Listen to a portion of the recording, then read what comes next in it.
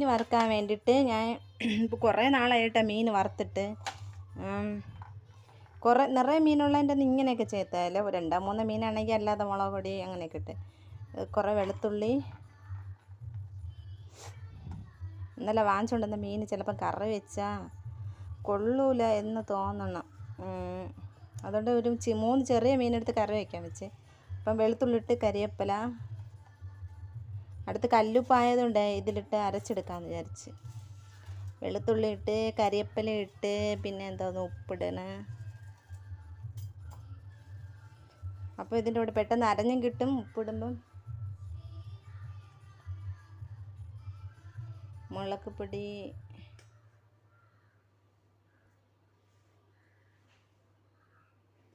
പിന്നെ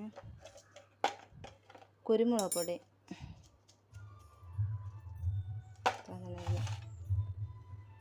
ചിലപ്പോൾ ശകലം ഇഞ്ചി ഇടുമായിരുന്നു കേട്ടോ. ഇഞ്ചി ഇല്ല കേട്ടോ. അപ്പോൾ ഇത്രയും കൂടെ അരച്ച് മഞ്ഞൾപ്പൊടി എടുക്കണമല്ലോ. ഇവിടെ മൊത്തം കച്ചടായിട്ട് കിടക്കണം രാവിലത്തെ തിരക്കിൻ്റെ ഇടയിൽ. എനിക്ക് ഇങ്ങനെ കിടക്കണ ഇഷ്ടമല്ല കേട്ടോ. ഞാൻ അല്ലെങ്കിൽ ഒന്ന് കഴുകി വൃത്തിയാക്കി ഒതുക്കി വയ്ക്കും, അടുത്ത് ചെയ്യും. ചേട്ടൻ വഴക്കുറയും. പണി തീർന്നിട്ട് എല്ലാം ഒരുമിച്ച് ഒതുക്കില്ലേ, ഇടയ്ക്കിടയ്ക്ക് പിന്നെ വൃത്തിയാക്കണം എന്താ പറയും. പിന്നെ ഇന്ന് ഞാൻ വിചാരിച്ചെങ്ങനെ ചെയ്യാം. ഇനി ഇത് അരച്ചെടുക്കട്ടെ. അരച്ചെടുത്തിട്ട് ഉപ്പും കൂടെ ചേർത്ത് കല്ലുപ്പും കൂടെ ചേർത്ത് അരയ്ക്കുമ്പോൾ നന്നായിട്ട് അരഞ്ഞിട്ട് ചെറിയ ജാറിൽ, അല്ലെങ്കിൽ ഇത്രയാകുമ്പോൾ ചെറിയ ജാറിൽ നന്നായിട്ട് അരയില്ല. ഞാൻ എന്നിട്ട് കുറച്ച് വെളിച്ചെണ്ണ കൂടെ ഒഴിച്ചിട്ടാ കുഴയ്ക്കാൻ. അരച്ചെടുത്തിട്ട് കുറച്ച് വെളിച്ചെണ്ണ കൂടെ ഒഴിച്ച് എന്നിട്ട് ഇനി മീനിൽ നന്നായിട്ട് പുരട്ടി അങ്ങ് വയ്ക്കുക. എന്നിട്ട് ഉച്ചയ്ക്ക് കഴിക്കാൻ നേരത്തെ എടുത്ത് പൊരിക്കല്ല.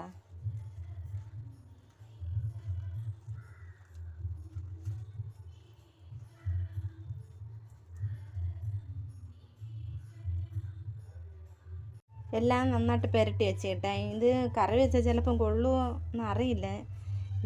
ഇന്നലെ വാങ്ങിക്കൊണ്ടുവന്നത് നമ്മൾ വൈകുന്നേരം ഊരമ്പ് പോയപ്പോഴേ. അപ്പോൾ ഇതാകുമ്പം നമുക്ക് 3-4 ദിവസത്തേക്ക് പുരട്ടി വെച്ചാൽ എടുക്കല്ല. 2 എണ്ണം വീതം എനിക്ക് അവന് എടുക്കല്ല. പിന്നെ 3 എണ്ണം എടുത്ത് കറി വയ്ക്കാൻ വെച്ചിരിക്കണം. അപ്പം മീൻ കറിയും കൂടെ വേണമല്ലോ. അതുകൊണ്ട് ഇതാകുമ്പോൾ ഈ ദിവസം 2 എണ്ണം വീതം എടുക്കാം പുരട്ടി അങ്ങ് വെച്ചാൽ. അതുകൊണ്ടാണ് പിന്നെ മാങ്ങ കറി വയ്ക്കുന്നത് കേട്ടോ. മാങ്ങ ഇങ്ങനെ ചെറിയ ചെറിയ പീസാക്കി അരിഞ്ഞിട്ട് ഞാൻ മുമ്പേ വെച്ച് വീഡിയോ ഇട്ടിട്ടുണ്ട്. അതും നേരത്തെ കേട്ടോ. അപ്പം അതിൽ കുറച്ച് കരിവേപ്പില ഇടണം. അടുത്ത് ഉലുവപ്പൊടി, കരിവേപ്പില ഇട്ട് ഉലുവ. ഇതിന് ഉലുവ വേണം. അത് കുറച്ച് മുളക് പൊടി. ഞാൻ ചെറിയ സ്പൂണിട്ട് ഇങ്ങനെ കുറേ എണ്ണ എടുക്കണം. അതുകൊണ്ടാണ് അതങ്ങനെ 2-3 പ്രാവശ്യം.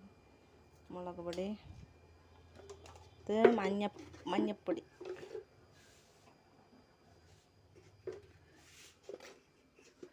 കരിവേപ്പില ഇട്ട് ഉലുവപ്പൊടി ഇട്ട് മുളക് പൊടി ഇട്ട്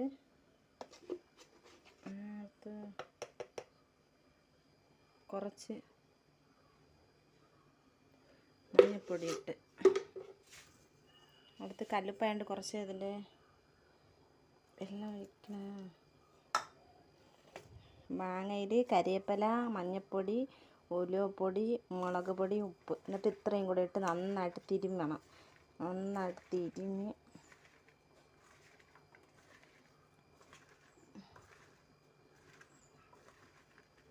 പുളിപ്പില്ലാത്ത മാങ്ങ ആയിരിക്കണം കേട്ടോ. പുളിപ്പുള്ള മാങ്ങ കൊള്ളൂല. നല്ല ഒരെണ്ണം മാവ് പോലത്തെ പുളിപ്പില്ലാത്ത മാങ്ങ വരുമല്ലോ, അതാണ് ഇതിന് നല്ല ഫസ്റ്റ് കറിക്ക്.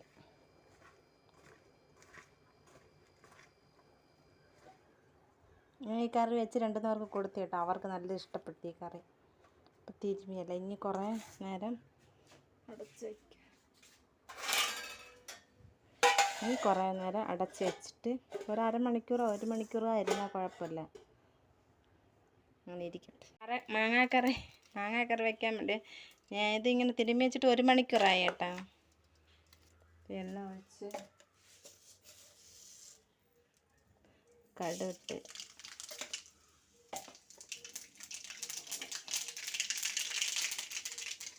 ഈ മുളകൊന്നും വേണ്ട, പിച്ചടി മുളകിനെ പിച്ച് ഇടി കരിഞ്ഞു പോവും. നിങ്ങൾ ഉണ്ടാക്കുമ്പോൾ കരിയുമ്പോൾ മതി മതി കൊണ്ട് അതിലിപ്പം കറുത്തു മാങ്ങ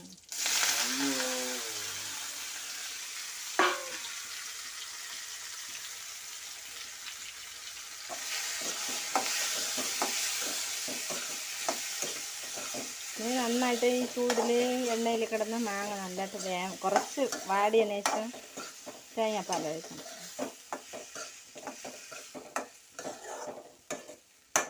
ഇപ്പം നേരത്തെ ഇല്ലെങ്കിൽ പിന്നെ ഇടാം. ഒരു പ്രശ്നമില്ല. മാങ്ങക്കറി വയ്ക്കണേ, മാങ്ങക്കറി ഇങ്ങനെയല്ല വെക്കണേ. കടു അടച്ചു നിങ്ങൾക്കറിയാവോ? എനിക്കറിയാന്നുള്ളത് അന്ന് ഞാനല്ലേ പറഞ്ഞന്ന് വെക്കാൻ. ഇപ്പം നിനക്കറിഞ്ഞൂടാ. പക്ഷെ എനിക്ക് കുറച്ച് മാങ്ങ എണ്ണയിൽ കിടന്ന് നന്നായിട്ടൊന്ന് വാടി വന്നു കേട്ടാ. എടുത്ത് വെച്ചിരിക്കണേ. ഇത് ആദ്യത്തെ പാല്, ഇത് രണ്ടാമത്തെ പാല്. ഇനി ഇത് ഒഴിച്ച് ഇതിൽ കിടന്ന് മാങ്ങ വെന്ത്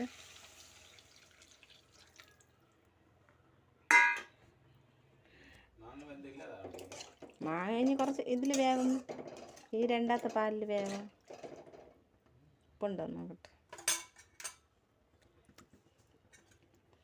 കുറവിഞ്ഞ് കുറച്ച് ഉപ്പൂടെ ഇട്ട് കൊടുക്കണം.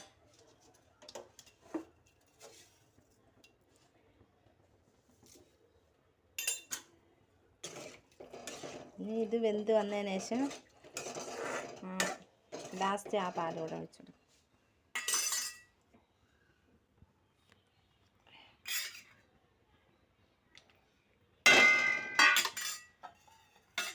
ഞാൻ അങ്ങ് പണിസ്ഥലത്ത് ഉണ്ടാക്കാൻ പറഞ്ഞു തന്ന് പഠിച്ചില്ലേ നിങ്ങൾ? മാങ്ങയെല്ലാം നന്നായിട്ട് വെന്ത് കുറുവി കേട്ടാ. രണ്ടാം പാൽ ഒഴിച്ചില്ല. രണ്ടാം പാൽ ഒഴിച്ച് അതിൽ കിടന്ന് തന്നെ വെന്ത് നന്നായിട്ട് കുറുവി കേട്ടാ. ആദ്യം മാങ്ങ അരിഞ്ഞിട്ട് പിന്നെ അതിൽ മുളക് പൊടി, ഉലുവപ്പൊടി, ഉപ്പ്, കരിവേപ്പില എല്ലാം കൂടെ ഇട്ട് നന്നായിട്ട് തിരുമ്മി ഞാൻ 1 മണിക്കൂർ വെച്ചിരുന്നു. അരമണിക്കൂറൊക്കെ വെച്ചിരിക്കും. ഞാൻ പിന്നെ അരിഞ്ഞ് നേരത്തെ വെച്ചിട്ട് ബാക്കിയുള്ള പണി ചെയ്തപ്പോൾ അത് അവിടെ ഇരുന്ന് കേട്ടാ. എന്നിട്ട് പിന്നീട് എണ്ണ ഒഴിച്ചിട്ട് കടു പൊട്ടിച്ച് ഉണക്കമുളക് ഇട്ടിട്ട് പിന്നെന്തോന്ന് ചെയ്തേ, ആ മാങ്ങ എടുത്തട്ടി രണ്ടാമത്തെ പാലിൽ നന്നായിട്ട് വേവിച്ചെടുത്ത് കേട്ടാ. നന്നായിട്ട് വെന്ത് വന്ന് നന്നായിട്ട് കുറുവിയ. അപ്പോൾ ഞാൻ ആദ്യം പിഴിഞ്ഞ പാലെടുത്ത് ഇങ്ങനെ മാറ്റി വെച്ചിട്ടുണ്ടായിരുന്നു കണ്ട. അപ്പോൾ ഇനി ഈ പാലൂടെ ഒഴിച്ച് ഒന്ന് ചെറുതായിട്ട് നന്നായിട്ട് തിളക്കണ്ട, ഒന്ന് ഇതായി വരുമ്പോൾ നല്ല ടേസ്റ്റ് കേട്ടോ ഈ കറി.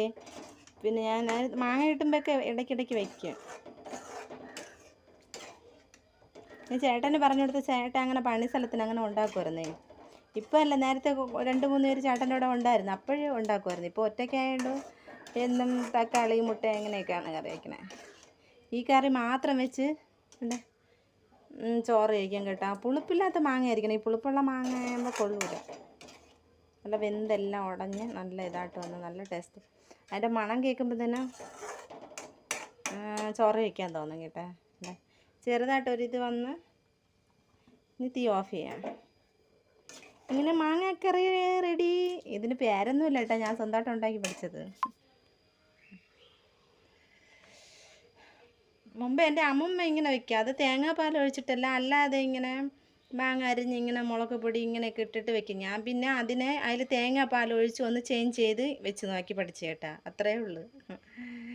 അങ്ങനെ കറി റെഡിയായി. നമ്മളാ എന്താന്ന് പറയാ, ആ ടിന്നിൽ ചെടിയുണ്ട്, അവിടെ വെച്ച് കേട്ടാ ചേട്ടൻ. അവിടെ എന്താ അവിടെ വെച്ചാൽ കൊള്ളാമെന്ന് തോന്നി. കുഞ്ഞു അവിടെ കൊണ്ടുവച്ചു. അപ്പം ഇങ്ങനെ ഇവിടെ തൂങ്ങിക്കിടക്കും കേട്ടാ. അതവിടെ കുറേ ഉണ്ട്.